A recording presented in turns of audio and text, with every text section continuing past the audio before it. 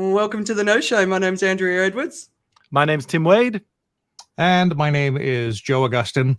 Welcome to a show that's trying to do this for the world, to get you more informed, to have you have broader opinions, and maybe, just maybe, we can help you save the world as well. We also try to have a really diverse set of points of view on the show. But to tell you more about why we do this show, here is the person who has created the show. So, Andrea, tell us about your reason for doing this. What makes you come back every few months? I just know that we're going through a time for humanity where we have to be paying attention to the information that matters and stop being distracted by shiny things. And there's loads of shiny things to distract us, but we've got to stay focused. And one of the things that I'm incredibly aware of is how hard it is to pay attention to the news, especially right now. It's like every week there's more and more news shocks, whether it's climate, political, whatever's going on, right? The rise of fascism in Europe, which we're going to talk about later. And it's hard, it's hard, and it's easy to run away and put our fingers in our ears and it's pretending that nothing's happening. But when we do that, the bad actors are pushing us towards, nationalism, separation, protectionism, and none of us were going to win. None of us will win at the end with this sort of approach. So we have to come together. We have to face it. We have to own it. We have to accept what is happening. And then we have to ask ourselves, how can we bring everyone together?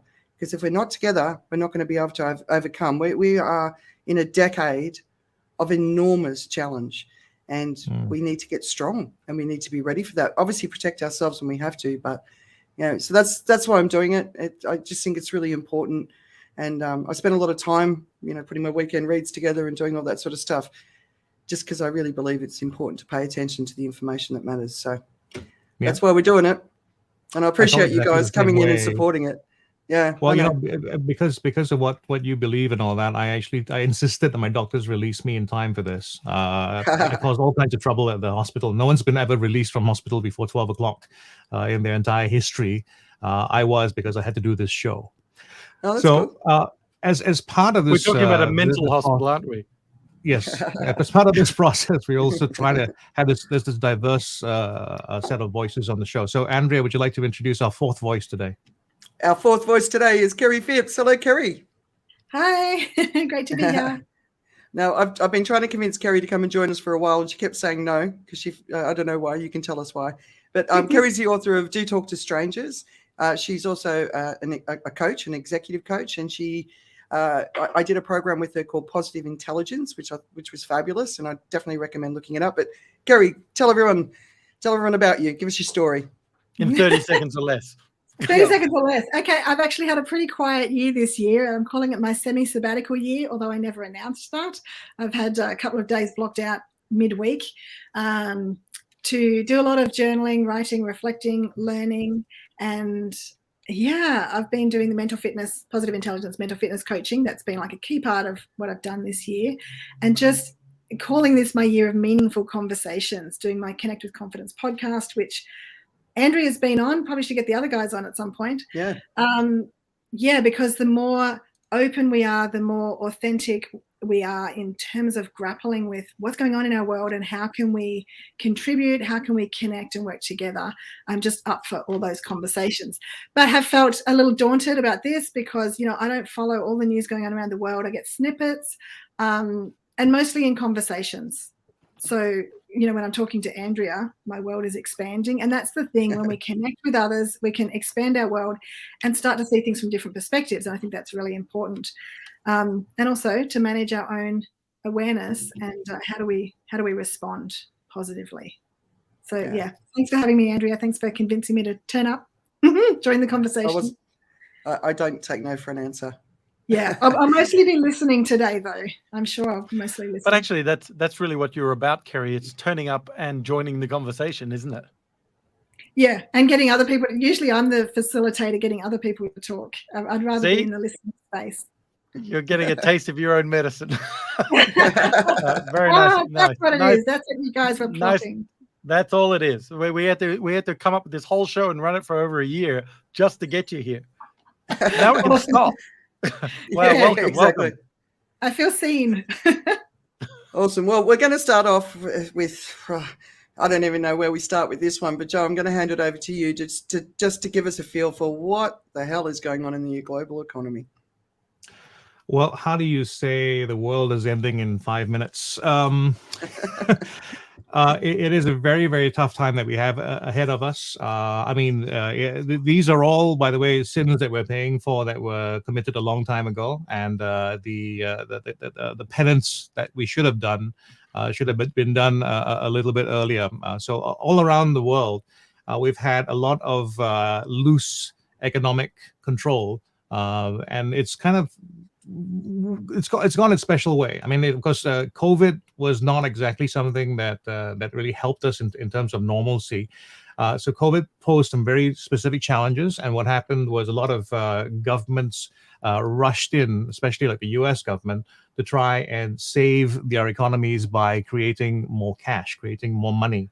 That isn't something that happens for free. So one thing that I think anybody who's been to school and studied a bit of economics, you always learn that if you have more money chasing less goods, you're going to have this thing called inflation. And when the US did what it did create a lot of money, and therefore was the starting block, I think, for the kind of inflation that we're seeing right now. Now, it's not that shouldn't have been done at the time. I think it was completely necessary for that to happen. But what happened after that was a series of unfortunate events. We can't discount the fact that the war in Russia had quite a bit to do with it as well.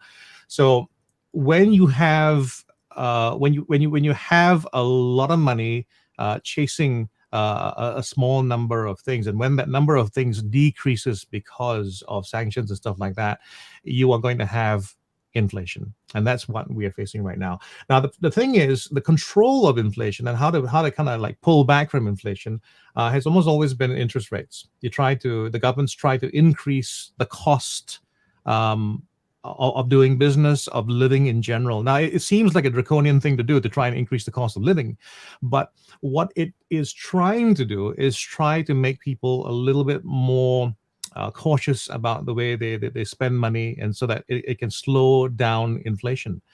So like in Singapore right now, we've had something that just was announced this at midnight last night, new measures to cool the housing market, for instance, because we've had recently a number of HDB flats, public housing, sell for $1 million, which is a crazy idea, but it was happening because the price of flats and things were just going up so fast. People were just thinking, you know what, I'm just going to pay $1 million because I don't think I can get this deal again.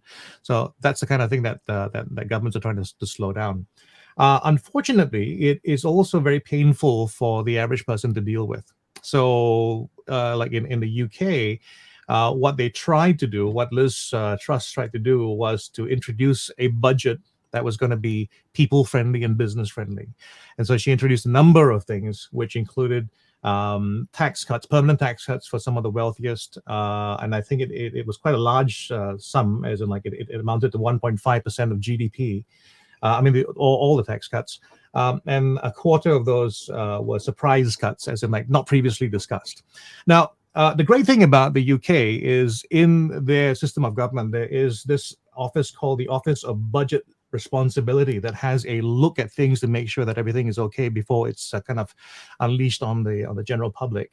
The terrible thing is Liz and her team decided not to even let them see it.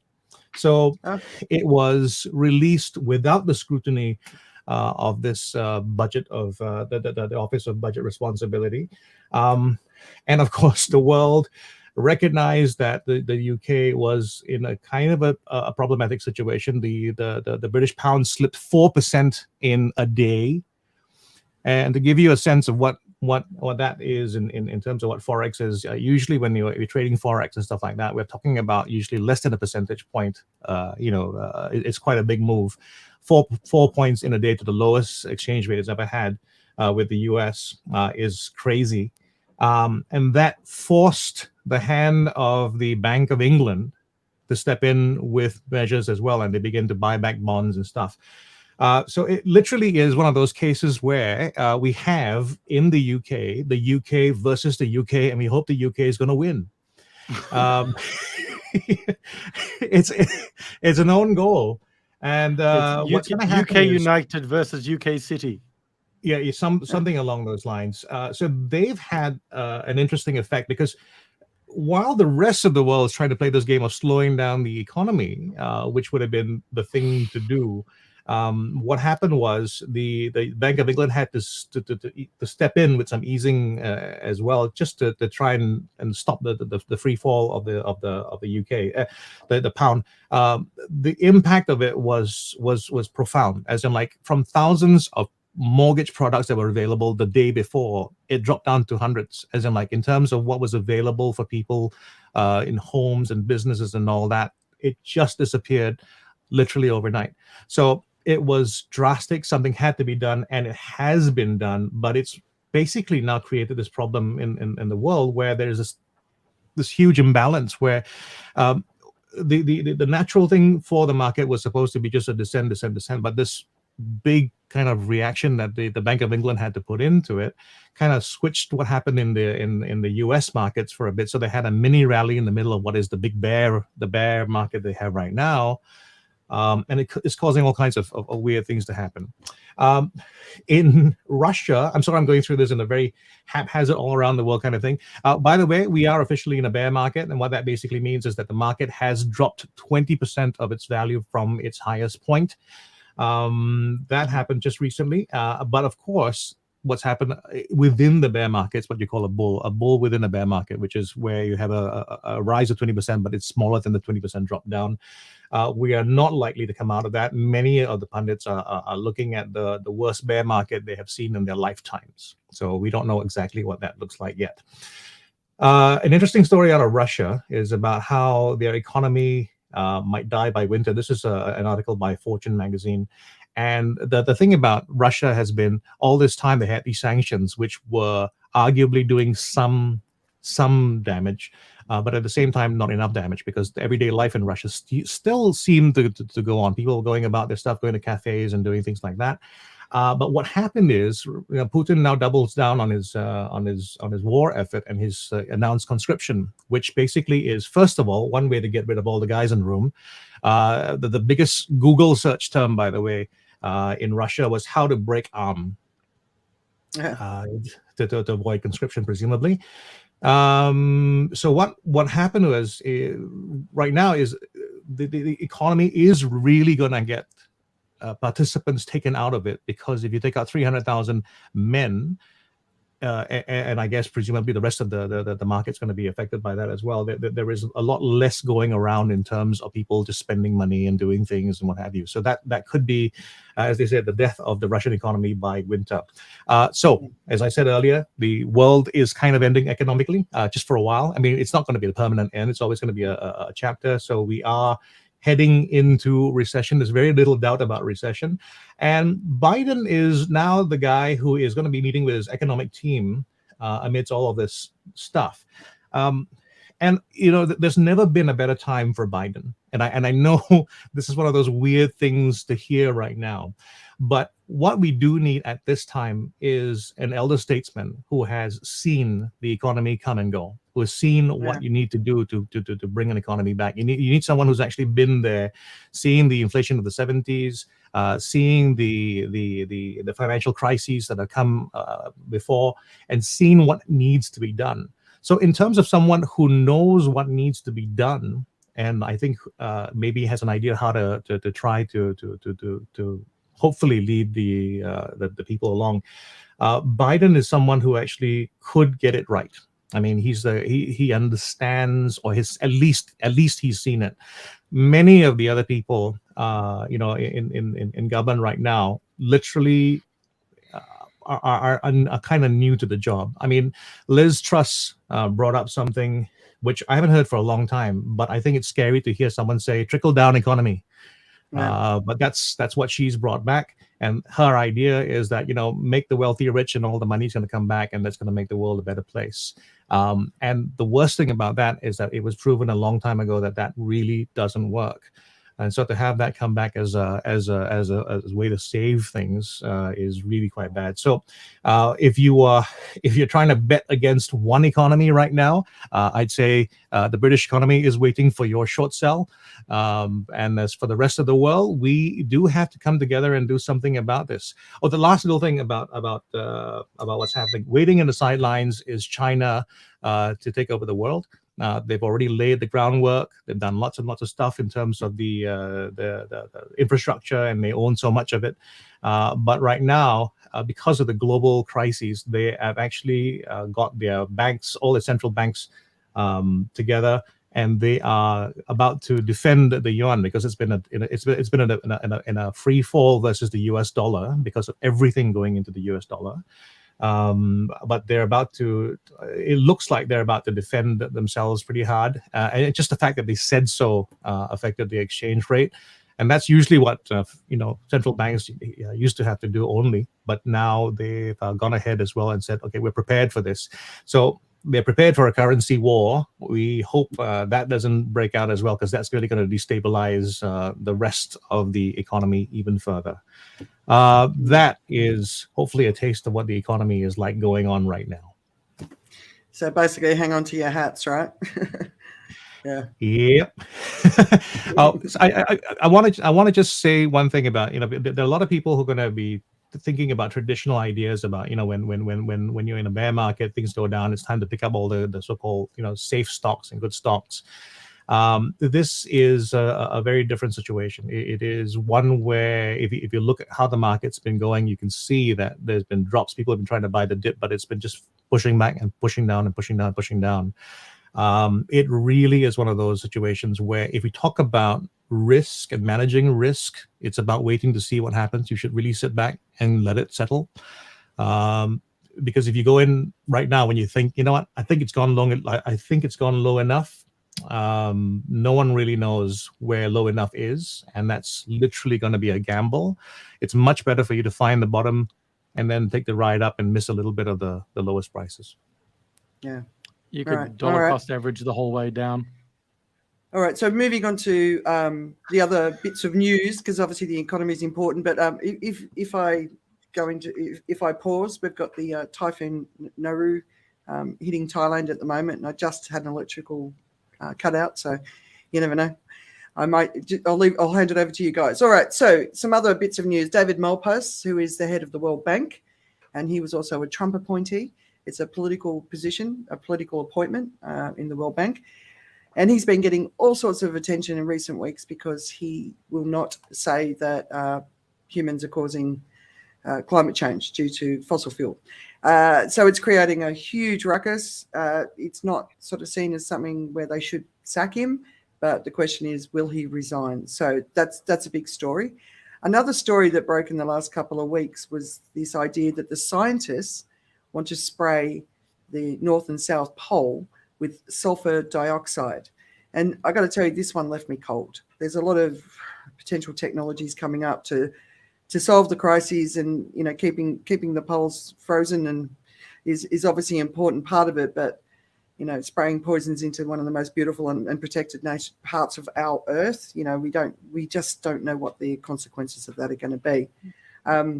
From a extreme weather perspective, I got caught, and I don't often get caught, in a CNN rabbit hole this week, and they do a whole series of sort of 1 and 2 minute videos, and it was just basically, obviously Hurricane Fiona, obviously Typhoon Nauru, and most recently Hurricane Ian. Have you guys seen some of the video footage that's coming out around that?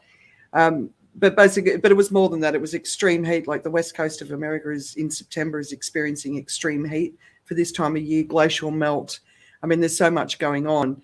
And I watched all of these, and it was just one after the other, all around the world. And I'm just sort of thinking, is this enough?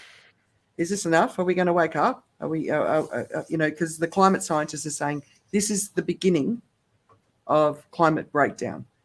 So how bad does it need to get before we act? Because the sooner we act, it's going to keep getting bad, but how bad it gets is up to us. And then, of course, the other one is in Iran. We're continuing to see the protests after Mahsa Amini's death. The president, he said they're going to be taking decisive actions against the protesters, and we are seeing protesters being killed, but still they rise. So I wish the ladies and the gentlemen strength as they go through this period of potential great change, or they could obviously be going back into suppression. Tim? Yeah, definitely check out Andrea's Weekend Reads. There's a lot there on all of this, and also on Russia and what's going wrong over there. Although, of course, who knows what's going on in Putin's head. But there appears to be a massive shift from ambivalence within Russia towards Ukraine, because before it was a case of what's the point, you can't stop Putin. But now that the war's coming home, especially with the mobilization, things could and are being predicted to unravel very quickly. So some of the articles are, there's one article in the Observer from Simon Tisdall, which talks about, it actually talks about a lot of impacts in areas where things have been going wrong. It's a real polemic, really, against it's scathing against Putin and what's been going on, really. And so if you want to have a sort of balanced opinion about it, that one's very to one end. But it really does sort of point out some of the triggers that are happening and how this sort of, how it's stacking, how everything is stacking up to look at it as, I mean, he used terms like colossal failure and all of this sort of stuff, but it really does show that there's a lot of things going wrong from the leadership side over there. There's another article where it's talking about hundreds arrested as the Russian draft protests continue. And so there's a lot of people protesting all around the place. At the same time, a lot of people trying to leave Russia. And some of the protests are, well, some of the things that people are talking about are how, disabled people are being drafted or called up, and people ineligible, too old are being called up. And so there's sort of an admission, which is a very unusual thing to hear from Russia, that there's been some errors in the way that that's happened. But that will be corrected, I think, was the rhetoric. But there's the protests are really just against conscription and the war. And now the protesters are now saying everything's Putin's fault, which is really interesting. And so as those numbers increase and the courage of the people increase, we're going to see some interesting things possibly develop there, and probably some pretty traumatic things starting to develop there. I would hasten to guess. The thing about people also trying to leave to the Georgia border. So there's this sort of 18 miles or 30 kilometers of cars banked up trying to get across the border, as people are trying to, and as Joe said, people working out how to avoid getting sent to a front line. That just seems to be one of the protesters are saying, we don't want our young to be cannon fodder. And so it's there's an anti-war sentiment in the people, I guess. Yeah. Now, the thing is, some of the countries, like I think it was the Finnish border, or one of the European countries where people were trying to come in, were talking about closing their borders because they were saying, well, there was no conscientious objectors when Russia was invading Ukraine, but now that they're getting conscripted effectively, now they're conscientious objectors. I'm not so sure. So it seems to be, but actually this is the narrative of the world. Something's happening over there. Our country's implicated or whatever, but it doesn't affect me. That seems to be the narrative. And then now when it does or has a risk of affecting me, now there's an element of taking action. So when you ask about climate change, what's it going to take? It's going to take more of these storms. It's going to take people, loved ones dying. COVID was the same. COVID was like, I remember going to Australia in March 2020 or April 2020, and there was a conference on, and COVID was getting more and more and more real, to the point where I only just got out of Australia before everything closed down. But at the conference, there was a masquerade party, and everyone had masks up here instead of down here, except for me. And it was, now you might say, well, why the hell did you go to the conference if you're, so hoity-toity against it all? But great question. Hindsight's a wonderful thing, I suppose, is the is possibly the answer. But I still was trying to protect as much as I can. So it's like, it's not, COVID was an example of, I'm okay, it's never going to happen to me until people around you start getting it and falling seriously ill. And then it's like, my goodness, this could happen to me. Yeah. And we all got a little bit scared, and then we got complacent again. So the whole climate thing, we could all get scared and start taking action. And then it's like, oh, actually, we're having pretty good weather. Let's just not worry about it. Let's look at the next big shiny thing. And then we're back into that loop again. So that's the scary part, I suppose. Anyway, the other big news of the week, of course, is the sabotage or potential sabotage of the Nord Stream pipeline. Plenty of conversations on who is responsible, but we wait and watch. Some people are obviously looking at Russia as the scapegoat, and this will be an interesting topic as we come to scapegoating a little bit later. But does it make any sense that Russia would do this? There's nothing definitive yet on who is responsible, but one of the articles there was this one little line in one of the articles which said, "Who stands to profit?" Yeah. And for me, that was really telling. It's also a bit of a sign of the times. Kerrie? Well, you've just prompted me to think about the little things that make a difference. You know, we start making changes and then go, oh, do we really need to? Yes, we do. But one story that I wanted to share was something that will make small differences. And it was in The Guardian in the UK. The roof of the bus stops, they're being transformed into bee and butterfly shelters. And they're called buzz stops, which is just gorgeous. Oh. I love it. And it's having a cooling effect also, so you're not going to sit there and melt while you're waiting for your bus. But yeah, there's so many different things happening with bees in different places, and you know, and that's something that's been under threat in Australia too. We have, you know, quite tight biosecurity laws to, you know, keep our agricultural industry healthy.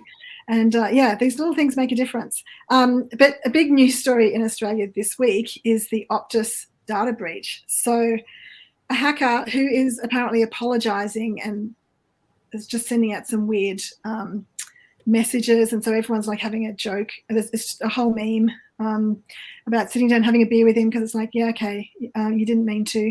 But it was like 10 million customers, or 40% of the population, you know, experienced this personal data breach. And my husband got a text saying, oh yeah, we're sorry, you did get hacked, but don't worry, they don't have your password for your Optus account. They just have your driver's license, date of birth, etc., etc. So it's like, this is a massive problem.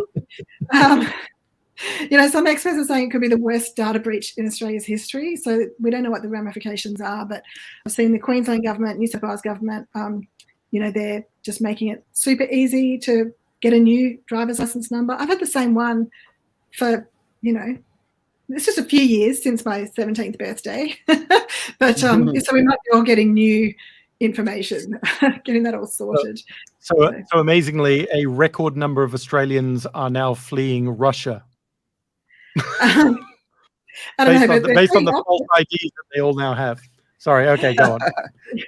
Right. I just wasn't quite following you there, but I just thought they're fleeing Optus for sure, and suddenly Telstra is looking more appealing. But yeah, we'll see. We'll see what happens there. But some other good news as well. I'll share this with Andrea for the weekend reads. The ad that's been made about the Uluru Statement of the Heart, it's just beautiful. There's this Indigenous elder sharing this story of how the country collaborated and people came together, and the kid says like, oh, is this a true story? And he said, it could be. And I just thought it's so beautiful to inspire people with hope rather than just going, you should be getting on board with this. It's you know, it's so congruent with their message, and I loved that. No, so that's just a lot, you know, like Andrea. Yeah. Yeah. And there is so much reason for hope. There's so much reason for hope, but it's up to us. So we can stop in fear and hopelessness, or we can step into action and create the future we want. And you know, that's where I sit. You know, sometimes I get dragged into the hopelessness bit, and I have to pull myself kicking back. But there's space. There's so much space for hope. Sorry, Tim. Yep, there is a door to go through that has a brighter future, but we have to have the courage to get to it. Just a quick final one. There was a a brilliant story for the space nerds among us. Live long and prosper. A successful direct hit. So you know all those movies like Armageddon. Armageddon, Armageddon, Deep Impact, all these ones where an asteroid's coming towards Earth and they send up a rocket to try and, blow it up or stop it hitting Earth. Well, basically NASA's gone, you know what? Let's do that. So they found an asteroid happily just going past. It wasn't going to hit Earth. And so they decided they're going to send a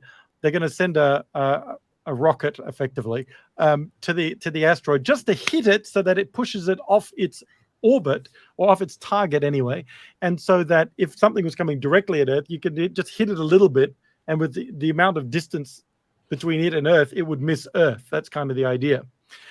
So it's called NASA's Double Asteroid Redirection Test spacecraft, or DART for short.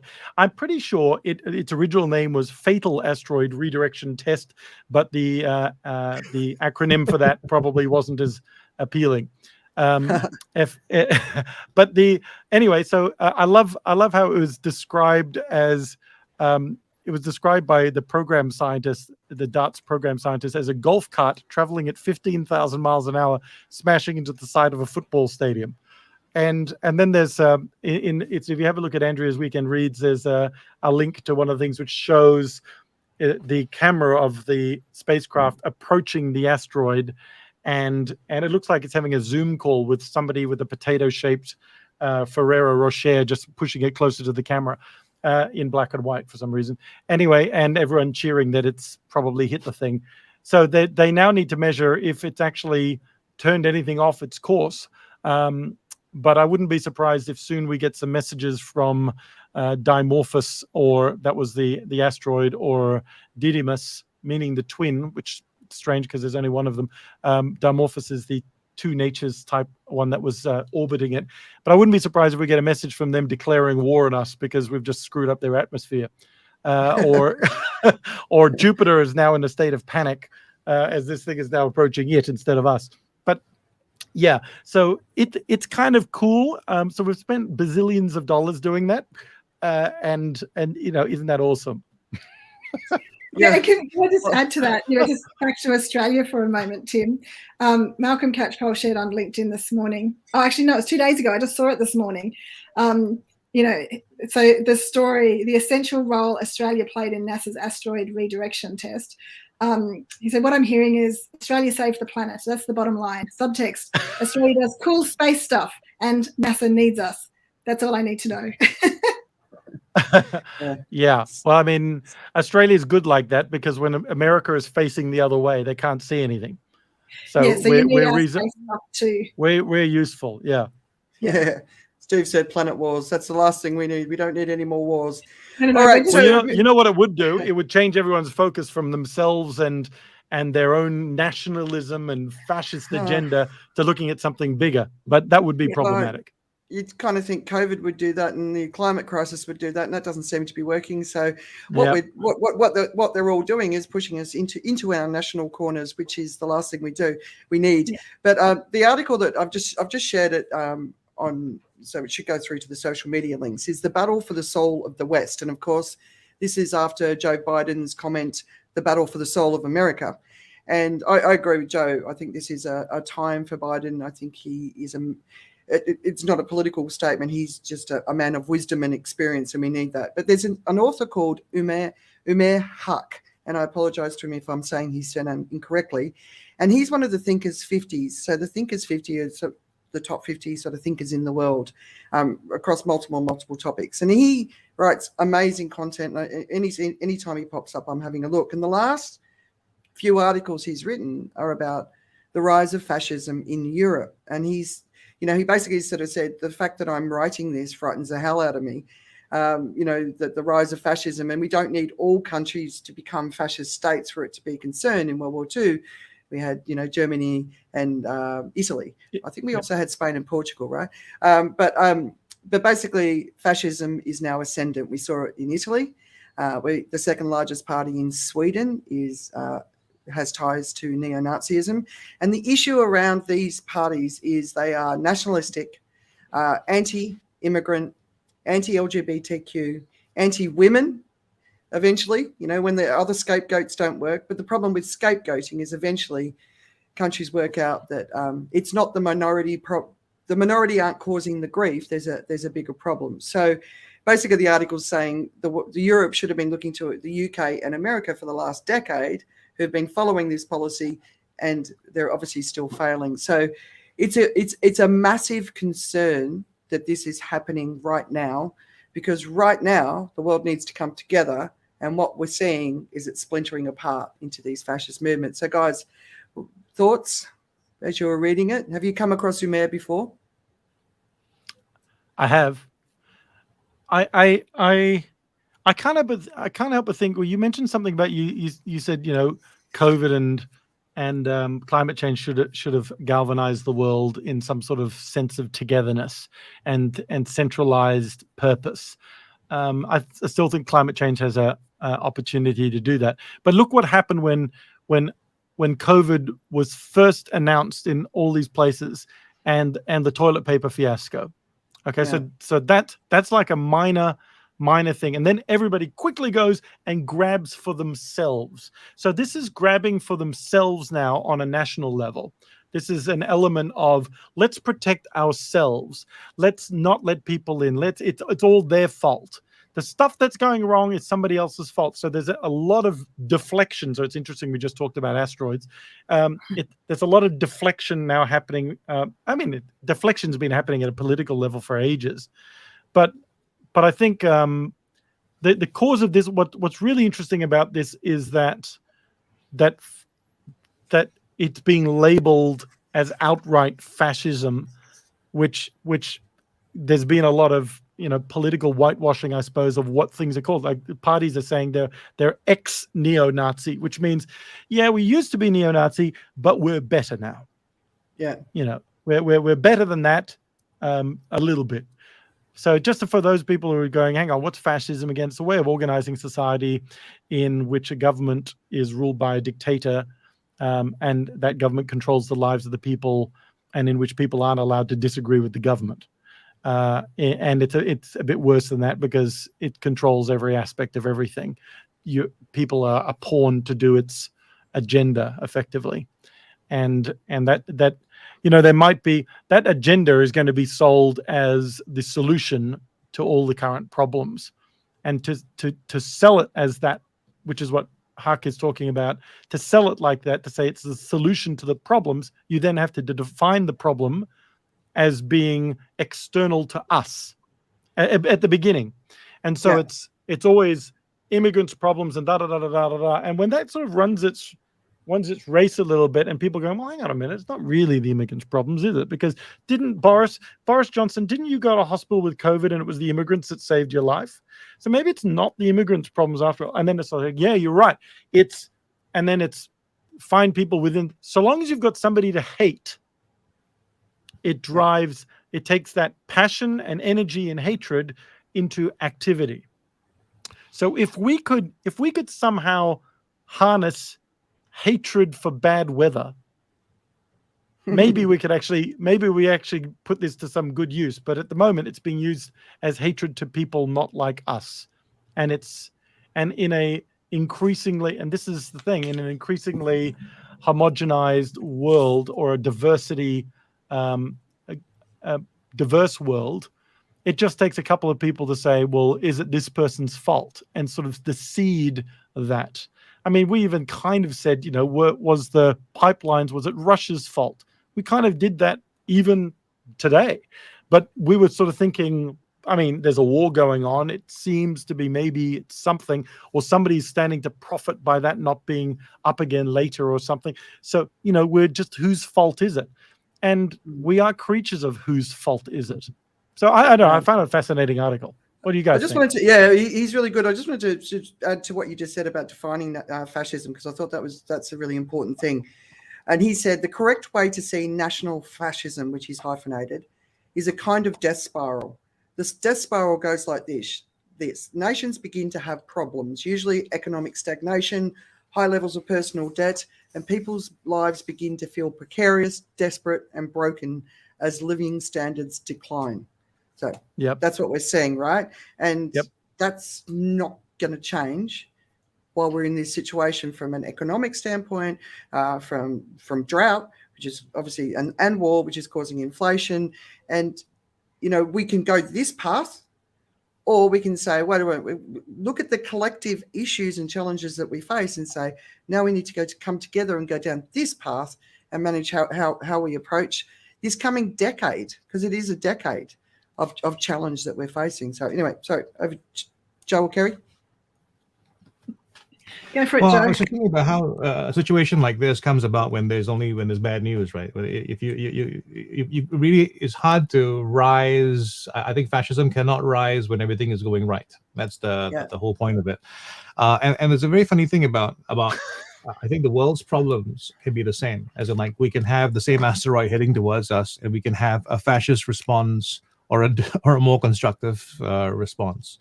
Yeah. But I do think that there is this, and again, this is why I'm always thrown out of parties early, right? I do see the upside of fascism as in the sense that it's a really quick way to get people together on the same idea. You know, it's a lot less time to spend on convincing, because it actually triggers off some very natural base instincts that we have in ourselves. So in that way, it's a very quick way to get things going. As in, like, I think, for instance, if the Republican Party, and with due respect to anybody who's inclined that way, were to say, you know what, we really think there's a problem with the climate, I think they do more faster for it than the Democrats have been able to do. It's just, and I'm not calling them fascist necessarily. I'm saying that there is something about that fear of others that drives you to action to protect yourself a bit more, you know? You know, when you were saying fascism can only emerge when things are going wrong, it made me, for some reason, immediately think of Superman. So Superman, and weirdly enough, fascism portrays the leader as some sort of Superman that can solve everything. Only I can solve this problem. You know, Bolsonaro, they're comparing him to God. I mean, it's Superman. Trumpism is like that, right? Superman only gets his kid off when something's gone wrong. Yeah. You know, and then he flies around and saves the world. Anyway, it's not quite like Superman because he seems to be reasonably benevolent. All right. So, yeah, Kerry, what do you think? I was waiting for you to speak, so I was wondering why you suddenly started laughing when Joe was being so serious.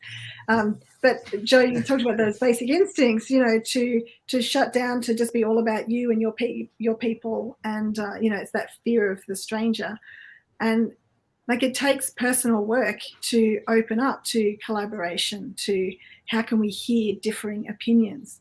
So I hear you. That's all I'm saying.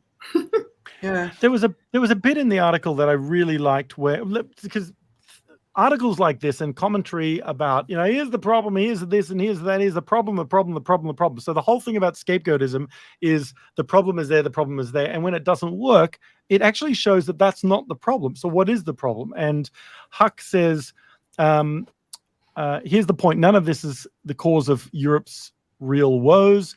It's, is are immigrants responsible for European living standards stagnating? Of course not. The reason for that is what's true across the West. Living standards are flatlining like a feeble heartbeat because of underinvestment. The EU itself foolishly caused this problem with its Stability and Growth Pact, which places severe restrictions on how much nations can really invest, which to me doesn't make any sense. It went into force in the early 2000s, which is precisely when European living standards started to flatline and personal debt levels began to skyrocket. Not a coincidence, a relationship. Yeah. And it's so true. So when I was in Europe, especially in the UK, I was hearing people saying, well, to the immigrants. And I'm like, you do understand they're not the problem, right? No, they are the problem. I'm like, no, they're not the problem. The problem is the infrastructure that you've got in place. It's not coping with it. And, I think we were talking about it last week or 2 weeks ago. The UK hasn't invested in its water infrastructure for 30 years. So that's not anyone else's problem. That's governments not investing in something for the last 30 years. And but the governments they're so good at it. But what I find disturbing is how people get sucked into this message, consistently get sucked into this message. And and the other thing that was really coming through is the belief by this author that America is coming through its decade, and obviously we're going to see that in the November, what do you call that, the half-term elections. Midterms, and it looks good. It looks good for the Democrats, right? And that's mainly because the Republicans went after women's right to have an abortion. So women are voting in bigger numbers than ever before. But people believe it. That's what I'm always, I was, one of the things I was talking about in the book, all these people, there's rage. You watch these videos, there's rage on people's faces towards a minority. And after it's over, whether violence is committed in physical violence or verbal violence, do you feel any better? Is your life better? Well, did it change anything? I feel like they're taking some action, but the thing to me from a sociological perspective, when you look at it, is they're raging and they're angry because, and there's only one reason. It's not because of a big systemic anything else. It's because their life, their personal experience is being adversely impacted. Their dream is unattainable. The dream that they've been sold, they can't have it. And so they've been sold something that they can't have, and now they're angry. And they can't have it because the opportunities aren't being given, or the education's not there, or something's being shut down, or the jobs are going away, or whatever it is happening. And all of these things are just foundational economical, it's the bedrock. And when you mine away at the bedrock, it eventually collapses and people get angry, but they're getting angry at the wrong people because the people who are controlling the narrative, which is usually the media side, are giving them a false narrative. And when you get a false narrative, you make a false conclusion. You get a false conclusion, you get false action. Yeah. Kerry, were you going to say something? Well, I'm just hearing it's really in every country. Someone mentioned, Boris Johnson being sick and being looked after by migrant nurses. People move to another country, whether it's Australia or America or the UK, and they're so instrumental in building. They build so much of the community, but then when it's not convenient and you're looking for a scapegoat, then it's just like blame the stranger. Rather than how can we learn from each other? How can we collaborate? And it really takes listening to each other and listening to those different perspectives. Yeah, and it's critical. So where does this end? Well, it doesn't end well. We are now in what you might call the cresting phase of a fascist supercycle. It's rising across the West and much of the globe. But if America's very, very lucky, he calls Joe Biden's alter ego Dark Brandon. Have you guys heard that before? I hadn't. Potentially, America could actually sort of step into the leadership of the world again because they've gone through this terrible decade of sort of going all over the place. So I suppose we wait and see. But, when we look at the future, if we're going to make it, enlightenment versus fascism, wisdom versus ignorance, truth versus lies, democracy, how do you say that, versus democracy, Trump's in every nation, masses screeching in rage, hypnotized by big lies. So basically this is an opportunity for the West to rise again and remember what it was. So by Europe getting caught up in fascism, the bigger threat is, of course, it's putting into question what the EU was always supposed to be about. Even Eurovision was part of not returning Europe to fascism. So we've got a big fight ahead, and it's I don't know, it's a frightening. If we go down this path, we're going to go into it. The last time we went down this path, there was mass destruction all over the globe. Cities reduced to rubble. That's where we are on the journey towards that. So kind of concerning, Joe, come on. Yeah. I know you got something to add. Well, the challenge is always going to be about a story that guides people out of the forest. You need to have a narrative that does that.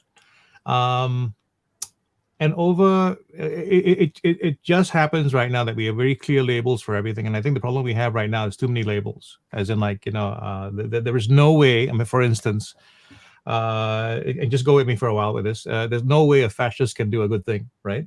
But what if you could? It's just that sometimes there's some people who maybe have the way out of the forest, and just that the story that they have comes along with the wrong label, and so people can't follow. So one of the things that I've been very fascinated by, these American celebrity couples where they are diametrically opposed politically, but they're a couple, and that ability of them to have those differences and discussions, and yet at the same time to go towards the greater objective, which is to have a good family, to look to protect the future together, that sort of thing. I think that's something which I think we need to try and figure out. We need to be able to be okay with other people being somebody else, and I think we have too much of a situation where we don't want to be in the same room with this other person in this particular way. We want to keep our identity versus that person. So I think we do a lot of signaling. We make sure that people know exactly who we are and who we're not, and to the exclusion sometimes of good ideas, because we're not being told those things in the terms that we kind of want to see them. We don't want to talk to someone who is the wrong kind of person to be speaking to. I mean, for instance, I mean, on a good day, let's say the person who has the brilliant idea who's going to help us get out of all this, right, is R. Kelly.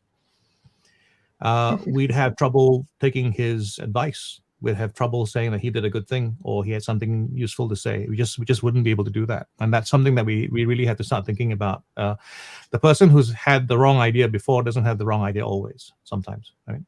Yeah, I appreciate what you're saying. There's a piece in the Washington Post, and it's called "Forget Polarization. The Problem is Right-Wing Extremism." And what this article is really emphasizing is the language that we use, and especially the media.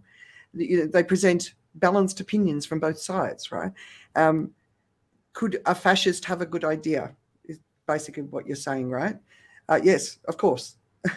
But fascism in its historical context and how it's played out is not a good idea for the time that we're facing right now, because what we need now is leaders that can and have the ability to bring all of the different parties together.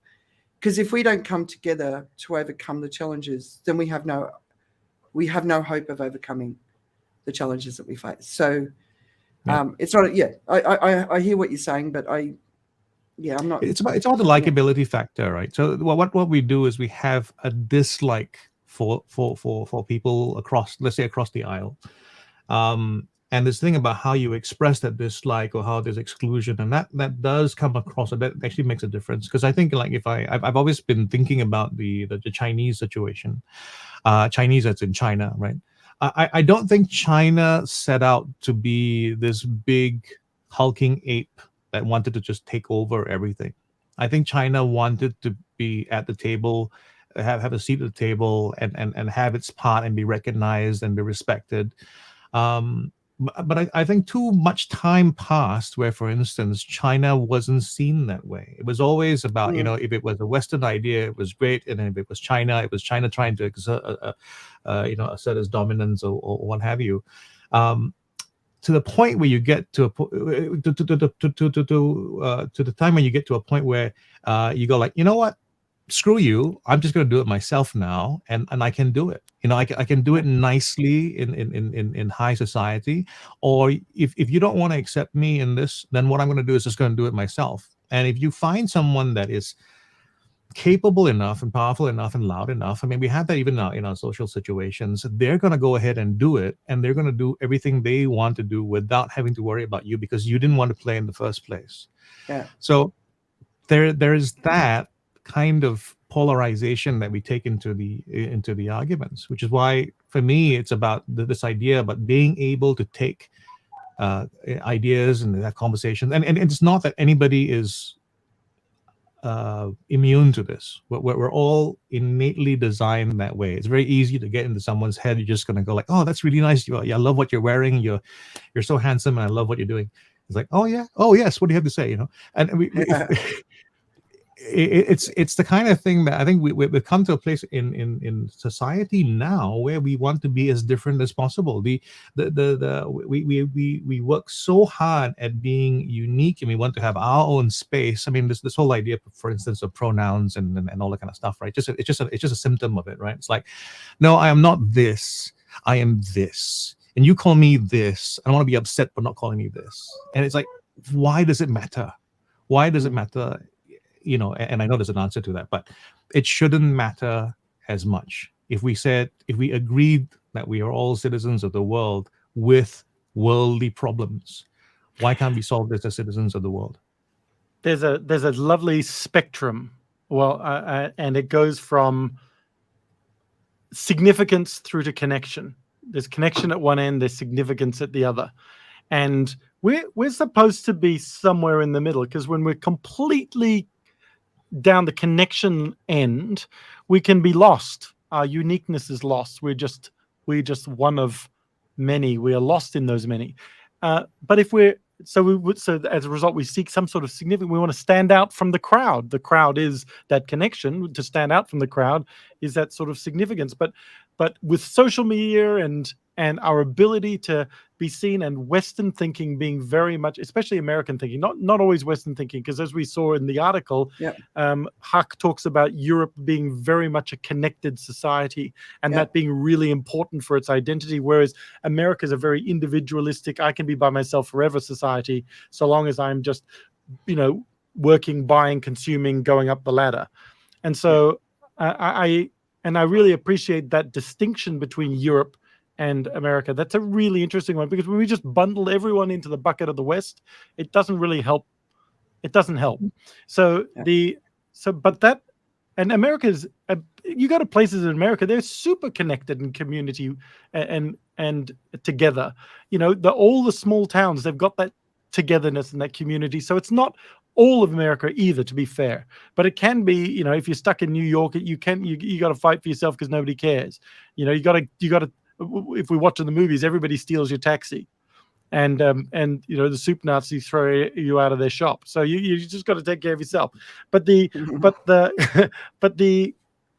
guess if that individualism is getting into the psyche, we're way down that end of pursuing significance at the cost of connection, and it's that cost of connection that gives, that pursuit of significance that gives rise to the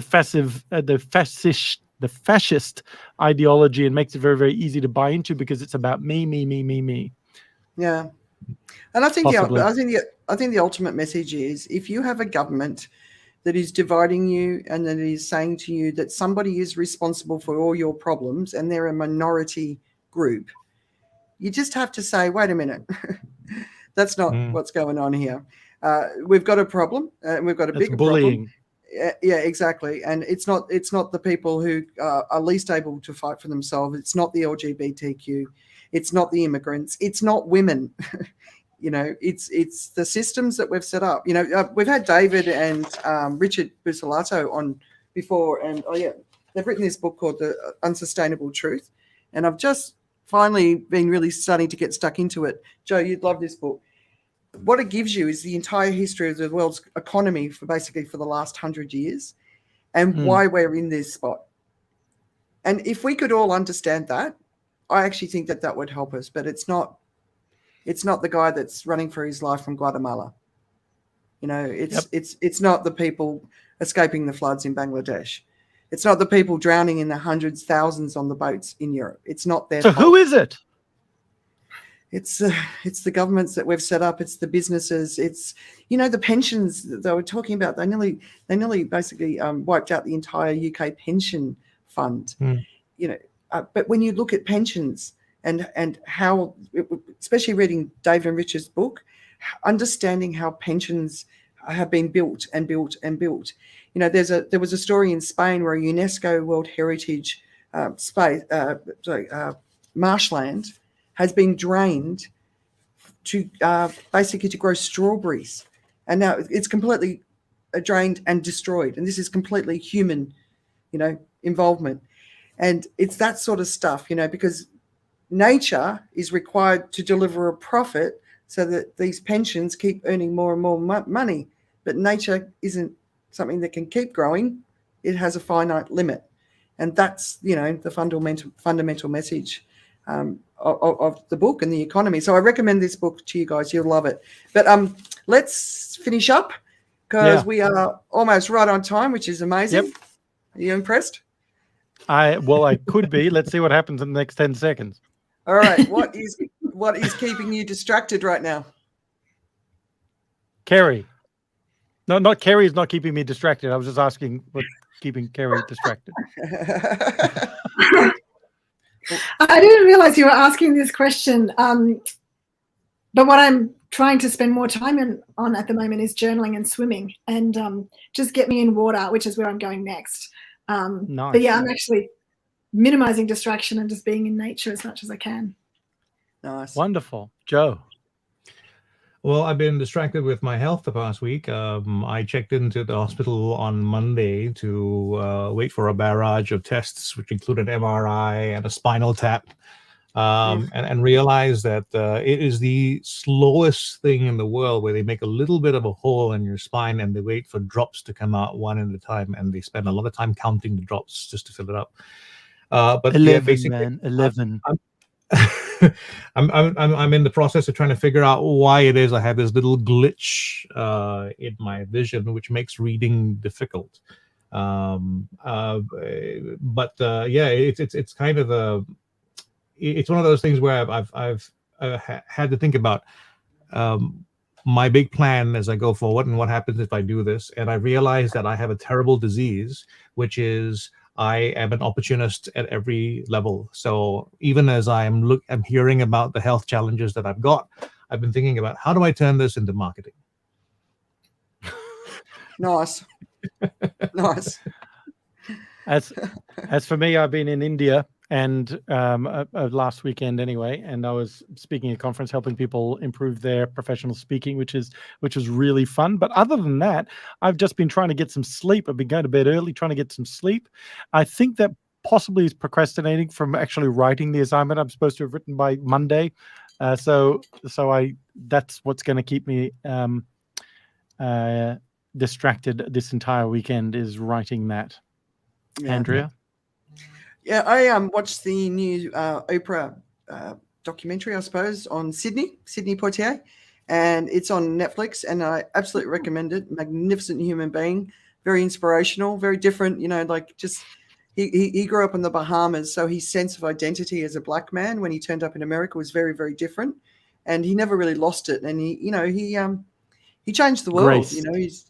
He's so much grace, so much dignity, beautiful man. And so if you want to watch something that sort of makes your heart beat with goodness, I would recommend that. So there you go. His big moment was Guess Who's Coming to Dinner, wasn't it? Was that? Well, he did so many. I mean, he did so many, but there was huge. I think what happened was he that was the big role, but he earned his way to becoming the star that you'd automatically think of for a show like that. Yeah, fair enough. But I didn't realize he produced and directed a lot. So Stir Crazy. Remember Richard? Richard Pryor. Gene Wilder. That's Gene Wilder. Yeah, he was great at comedic stuff, which I was really surprised to hear. So yeah, definitely watch it. Oprah was obviously a huge fan, and he's an important man that changed the world. So if you want to look for some inspiration of going out there and being a voice in the world, and we all need to be that voice in the world now. We need to give each other hope. We need to, like you said, Joe, we need to sort of paint the story of the future, for each other, so that we can head towards that rather than be dragged towards the dystopia that seems to be running towards us at a very, very fast speed. So there you go. The No Show.